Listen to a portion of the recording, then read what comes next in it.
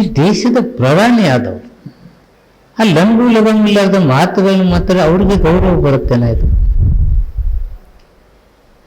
ಅವ್ರ ವ್ಯಕ್ತಿತ್ವಕ್ಕೆ ಅಗೌರವ ತರುವ ರೀತಿಯ ಮಾತನಾಡ್ತಕ್ಕಂಥ ನಮಗೆ ನೋವೇನಂದ್ರೆ ನಮ್ಮ ದೇಶದ ಪ್ರಧಾನಿ ಮಾತುಗಳು ಎಂಥವಲ್ಲ ಅಂತಕ್ಕಂಥ ನೋವು ನಮ್ಗೆ ಕಾಣ್ತಾ ಇದೆ.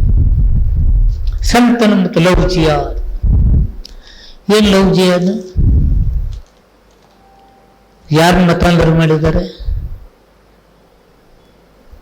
ಹೇಳ್ಬೇಕಲ್ಲ. ಅಶೋಕ್ ಸಿಂಗಾಲ್ ಅವರು, ಅವ್ರ ಮಗಳು ಯಾರು ಮದುವಾದ್ರು? ಅಬ್ಬಾಸ್. ಮುರಳಿ ಮನೋಹರ್ ಜೋಶಿ ಅವ್ರ ಮಗಳು ಯಾರು ಮದುವಾದ್ರು? ಶಹಜಾನ್ ಹುಸೇನ್. ಲಾಲ್ ಕೃಷ್ಣ ಅಡ್ವಾಣಿ ಅವರು ಅವ್ರ ಮಗಳು ಯಾರು ಮದುವಾದ್ರು? ಅಲ್ತಾಫ್ ಹುಸೇನ್. ಸುಬ್ರಹ್ಮಣ್ಯ ಸ್ವಾಮಿ ಅವ್ರ ಮಗಳು ನದೀಮ್ ಹೈದರ್ ಮದುವೆ ಆಗ್ತಾರೆ. ಪ್ರವೀಣ್ ತೊಗಾಡಿ ಅವ್ರ ಮಗಳು ಮುಸ್ಲಿಂ ಹುಡುಗನ ಮತ್ತು ಇದಕ್ಕೆ ಲವ್ ಜಿಹಾದ್ ಅನ್ನೋದ.